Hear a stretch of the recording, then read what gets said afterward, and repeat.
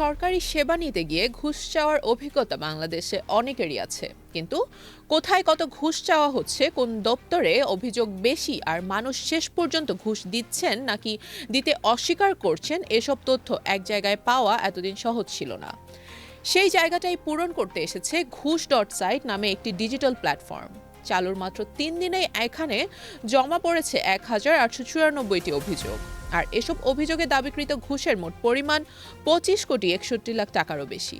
অর্থাৎ মাত্র 3 দিনের তথ্যেই সরকারি সেবা নিতে গিয়ে মানুষের কাছে কত বড় অঙ্কের ঘুষ চাওয়া হচ্ছে তার একটি চিত্র সামনে এসেছে। ঘুষ.সাইট তৈরি করেছেন দুই তরুণ উদ্যোক্তা ও বন্ধু সাইফ কবির এবং শাহেদ শরীফ।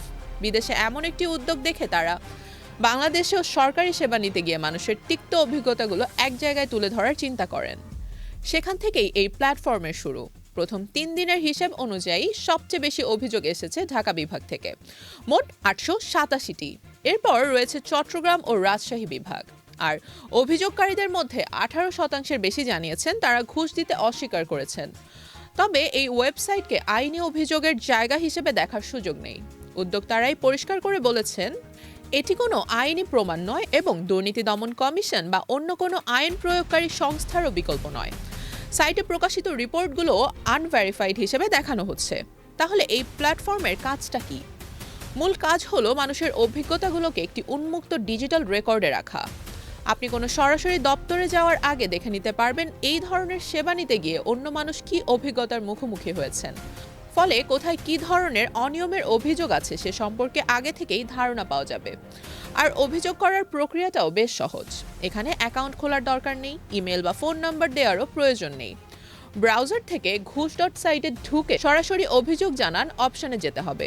এরপর দিতে হবে কয়েকটি সাধারণ তথ্য: কোন দপ্তরে গিয়েছিলেন, কি ধরনের সেবা নিতে গিয়েছিলেন, কোন এলাকা বা অঞ্চলে ঘটনাটি ঘটেছে, কত টাকা ঘুষ চাওয়া হয়েছে এবং শেষ পর্যন্ত কি হয়েছিল, ঘুষ দিয়েছেন নাকি দাবি প্রত্যাখ্যান করেছেন। এর সঙ্গে চাইলে নিজের অভিজ্ঞতাটাও সংক্ষেপে লিখে দিতে পারবেন। তবে এখানে একটা নিয়ম খুবই গুরুত্বপূর্ণ: কোনো কর্মকর্তা বা কর্মচারীর নাম, পদবি, ফোন নম্বর কিংবা ব্যক্তিগত তথ্য প্রকাশ করা যাবে না। অভিযোগ জমা দেওয়ার পর সেটি সরাসরি ওয়েবসাইটে প্রকাশ হয় না। মডারেশন টিম আগে তথ্যগুলো যাচাইয়ের জন্য পর্যালোচনা করে। ব্যক্তিগত আক্রমণ বা পরিচয় প্রকাশ করতে পারে এমন তথ্য বাদ দিয়ে মূলত অনিয়ম এবং ঘুষের অভিযোগের অংশটুকুই প্রকাশ করা হয়। অর্থাৎ প্ল্যাটফর্মটির লক্ষ্য কোনো একজন ব্যক্তিকে সামনে এনে অভিযুক্ত করা নয়, বরং কোনো সরকারি সেবায় কী ধরনের ঘুষের অভিযোগ আসছে তার সামগ্রিক চিত্র তুলে ধরা। এখন প্রশ্ন হলো, এই প্ল্যাটফর্ম চালিয়ে উদ্যোক্তাদের লাভটা কোথায়? তাদের দাবি, কোনো এনজিও বা প্রাতিষ্ঠানিক অনুদানের ওপর নির্ভর করে এটি চালানো হচ্ছে না। নিজেদের অর্থ খরচ করেই দুই বন্ধু প্ল্যাটফর্মটি পরিচালনা করছেন। চাইলে সাধারণ মানুষ স্বেচ্ছা অনুদানের মাধ্যমে উদ্যোগটিকে সহযোগিতা করতে পারেন। উদ্যোক্তাদের বক্তব্য অনুযায়ী তাদের কাছে সাফল্যের মানে শুধু ওয়েবসাইটে কত মানুষ ঢুকলো সেটি নয়।